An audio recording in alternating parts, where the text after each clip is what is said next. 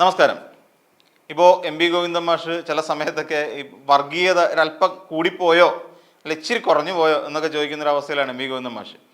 കാര്യം പൊതുവിൽ ഇപ്പം നമ്മൾ പരിശോധിക്കുമ്പോൾ ഇപ്പോൾ പാർട്ടി പ്രവർത്തകരെ സംബന്ധിച്ചിടത്തോളം, അതായത് ഇടതുപക്ഷ അല്ലെങ്കിൽ CPM-കാരെ സംബന്ധിച്ചിടത്തോളം ഇപ്പോൾ അത്ര നല്ലൊരു കാലത്തിലൂടെയല്ല പൊയ്ക്കൊണ്ടിരിക്കുന്നത്. ഇപ്പോൾ ഗുളികൻ്റെ അപഹാരമുണ്ട്, ശനിയുടെ അപഹാരമുണ്ട്, രാഹുവിൻ്റെ കേതുവിൻ്റെ എന്ന് വേണ്ട സകലമാന അപഹാരങ്ങളും. ഇതൊക്കെ CPM-കാർക്ക് വിശ്വാസം ഉണ്ടാകാൻ സാധ്യതയില്ല, എങ്കിലും ഇതൊക്കെ ഒന്ന് പരിശോധിപ്പിക്കാൻ നല്ലതാണ്.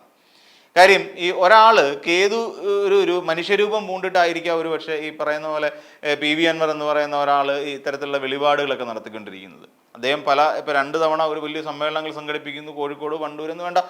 ഇനി ഇനി എവിടെയാണ്? ഇനിയിപ്പം മിക്കവാറും കണ്ണൂർ ധർമ്മടത്തെ ആയിരിക്കും മിക്കവാറും ഇനി ഒരു പൊതുസമ്മേളനം അദ്ദേഹം ഈ PV അൻവർ കൂടുന്നത്. അപ്പോൾ അങ്ങനെ വന്നു കഴിയുമ്പോഴും ആകെ പണി കിട്ടുമെന്നുള്ള കാര്യം 100% അറിവ്. ഇനി തളിപ്പറമ്പിലോട്ടും വരും. അപ്പോൾ അതോടുകൂടി ഏറെക്കുറെ തീരുമാനമായി കിട്ടും. അപ്പോൾ അതവിടെ നിൽക്കട്ടെ. അപ്പം ഇവിടെ വർഗീയത വിളമ്പുന്നു എന്ന് പറയുന്ന ഒരു സാധനം ഉണ്ടല്ലോ. അപ്പം ഈ വർഗീയത ആര് വിളമ്പി എന്ന് ആലോചിച്ച് നോക്കുക. ഈ വർഗീയത വിളമ്പുന്ന PV അൻവർ ആണോ? അല്ല. ഇവിടുത്തെ RSSകാർ ഇതിനെക്കുറിച്ച് എന്തെങ്കിലും കമ എന്നൊരക്ഷരം മിണ്ടിയിട്ടുണ്ടോ? ഇല്ല. അപ്പോൾ പിന്നെ ആരാ വർഗീയത വിളമ്പുന്നത്? 100% ഉറപ്പായിട്ട് CPM-കാർ തന്നെയാണെന്ന് പറയേണ്ടി വരും. അപ്പം ഇപ്പം ഈ 2 സ്ഥലങ്ങളിലൊക്കെ ഇങ്ങനെ പരിപാടികളൊക്കെ നടത്തിയല്ലോ PV അൻവർ. ഇഷ്ടംപോലെ ആൾക്കാർ വരികയും ചെയ്തിട്ടുണ്ടായിരുന്നു. മൈക്ക് ചവിട്ടി പൊട്ടിക്കരുത്, ഇവിടെ സ്പീക്കറിനകത്തുള്ള കണക്ഷൻ പോയിട്ടുണ്ട്, അത് എല്ലാവർക്കും കേൾക്കാൻ പറ്റില്ല എന്നൊക്കെ PV അൻവർ പറയുന്ന തരത്തിൽ പോലും അത്രയേറെ ജനങ്ങൾ തടിച്ചു കൂടിയ സംഭവങ്ങളാണ് ഇദ്ദേഹം വിളിച്ച പൊതുയോഗങ്ങളെല്ലാം തന്നെ. അപ്പം ഇപ്പം എം.വി. ഗോവിന്ദൻ മാഷിൻ്റെ പുതിയ കണ്ടെത്തൽ ഇവിടെയൊക്കെ കൂടിയിരിക്കുന്ന ആരാന്നറിയാവോ? SDPI-കാരും ജമാഅത്തെ ഇസ്ലാമികളും അടങ്ങുന്ന ഒരു വലിയ വിഭാഗം ആൾക്കാരാണ് ഇദ്ദേഹത്തിൻ്റെ കേൾക്കാൻ വേണ്ടി കൂടിയിരിക്കുന്നത്. വളരെ ചുരുക്കം ചില പാർട്ടി പ്രവർത്തകർ, പിന്നെ ലീഗുകാരുണ്ട്, അത് മറക്കരുതില്ല. പിന്നെ ലീഗുകാർ വരുന്നുണ്ട്, അതുപോലെ കോൺഗ്രസ്സുകാർ ഇവർ അടുക്കുന്നുണ്ട്. ഇവരൊക്കെ കൂടിയ അല്ല പാർട്ടി പ്രവർത്തകർ എന്ന് പറയുന്ന ആൾക്കാരൊന്നും അവിടെ പോയിട്ടേ ഇല്ല. കൂടി വന്നാൽ 2 3 അങ്ങാണ് പിന്നെ ഉപ്പിടുന്ന പോലെ അവിടെ ഇവിടെയൊക്കെ ഉണ്ടാവും എന്നാണ് എം.വി. ഗോവിന്ദൻ മാഷ് പറയുന്നത്. അതായത് ഈ പറയുന്ന പോലെ അവിടെ ഒരു സൈലൻ്റ് ആയിട്ടൊരു വർഗീയത പറഞ്ഞു പോവാം. SDPI ഉണ്ടാവും, ജമാഅത്തെ ഇസ്ലാമി ഉണ്ടാവും, ലീഗ് ഉണ്ടാവും, പിന്നെ കോൺഗ്രസും ഉണ്ടാവും.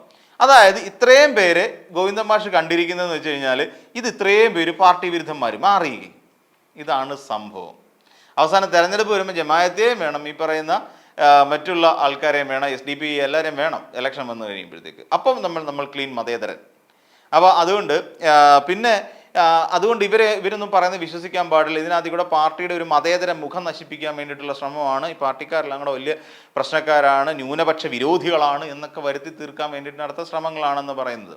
അതായത് നമ്മൾ പാർട്ടി പ്രവർത്തകർ എന്ന് പറയുമ്പോൾ ഇതിനെല്ലാം പ്രതിരോധിക്കാൻ തക്ക ശേഷി ഉണ്ടാവണം. കാര്യം പാർട്ടി എന്ന് പറഞ്ഞാൽ ഈ പാർട്ടിയിലൂടെ വളർന്നു വന്ന അല്ലെങ്കിൽ ഈ പാർട്ടി മൂലം ഗുണം കിട്ടിയിട്ടുള്ള നിരവധി പ്രവർത്തകർ ഈ പാർട്ടിക്കകത്തുണ്ട്.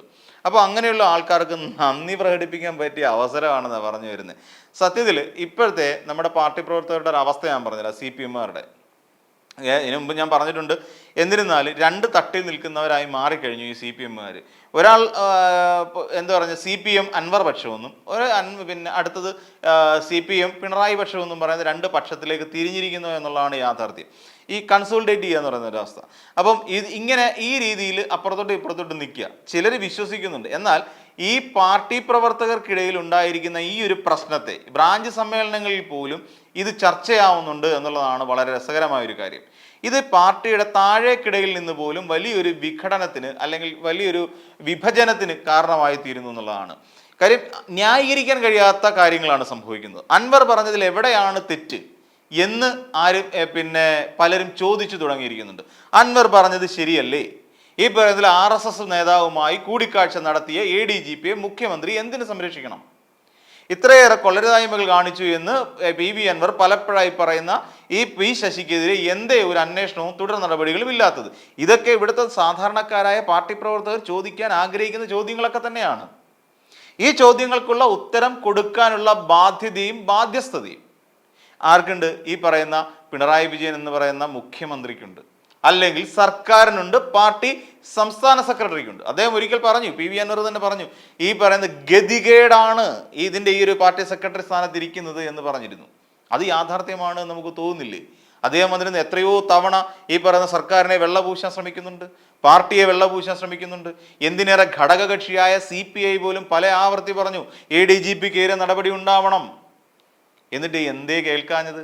ഈ കേൾക്കാത്തതിൻ്റെയൊക്കെ ഫലം അനുഭവിക്കാൻ പോകുന്നത് വരുംകാല തെരഞ്ഞെടുപ്പുകളിലായിരിക്കും. അത് മാത്രമല്ല, ഇനിയിപ്പം കഴിഞ്ഞ ദിവസം തന്നെ മുഖ്യമന്ത്രി പറയുകയുണ്ടായി, ഞാൻ തന്നെ ആയിരിക്കും വീണ്ടും വരിക, 3ാം തവണയും ഉണ്ടാവുക. ആ 3ാം തവണ എന്ന് പറയാൻ ഒരു കോൺഫിഡൻസ് ഉണ്ടാവണം. ആ കോൺഫിഡൻസ് എത്രത്തോളം കോൺഫിഡൻസ് ഉണ്ട് എന്നുള്ള കാര്യം ഈ പറയുന്ന പാർട്ടിയിലെ ഉന്നതരായ നേതാക്കൾ, എം വി ഗോവിന്ദൻ മാഷ് അടക്കമുള്ള നേതാക്കൾ ഒന്ന് ഇരുന്ന് ചിന്തിക്കണം. കാര്യം പി വി അൻവറിനെ പ്രതിരോധിക്കാൻ കഴിഞ്ഞിട്ടില്ല. പി വി അൻവറിനെ ഏത് രീതിയിൽ പ്രതിരോധിക്കണം? വർഗീയത പറഞ്ഞുകൊണ്ട് പ്രതിരോധമാകുന്നില്ല. അല്ലെങ്കിൽ അവിടെ കൊണ്ടുവന്ന് അവിടെ ഈ പറയുന്ന SDPIക്കാരും ജമാഅത്ത് ഇസ്ലാമികളുമാണ് അദ്ദേഹത്തിൻ്റെ പരിപാടിയിൽ പങ്കെടുക്കുന്നത് എന്ന് പറയുന്ന രീതിയിലുള്ള വർഗീയത പ്രചരിപ്പിക്കുന്നതുകൊണ്ട് ഒരു കാര്യമില്ല. വ്യക്തമായ ഉത്തരങ്ങളാണ് ആവശ്യം. ചോദ്യങ്ങൾക്ക് വ്യക്തമായ ഉത്തരം നൽകാത്തിടത്തോളം കാലം എന്നും ഈ സംഘടന സംശയത്തിൻ്റെ നിഴലിൽ തന്നെയായിരിക്കും. അതോടൊപ്പം മുഖ്യമന്ത്രിയും സംശയത്തിൻ്റെ നിഴലിൽ തന്നെയായിരിക്കും.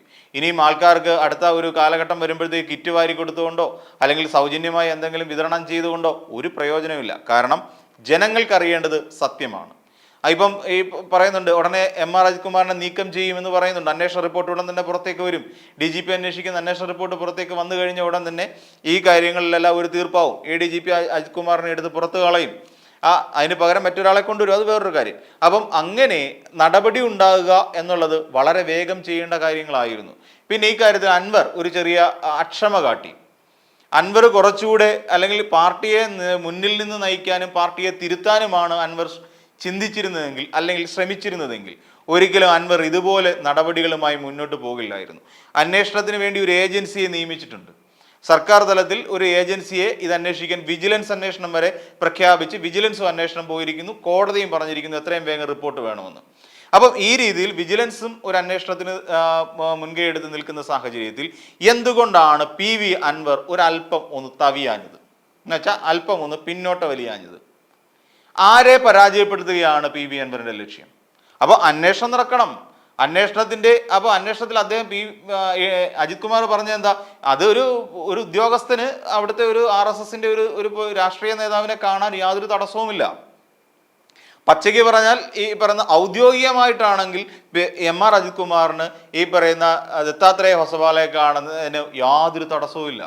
പക്ഷെ എന്തിന് സ്വകാര്യ വാഹനം ഉപയോഗിച്ചു, അല്ലെ മറ്റൊരു RSSകാരൻ്റെ വാഹനം എന്തിനുപയോഗിച്ചു?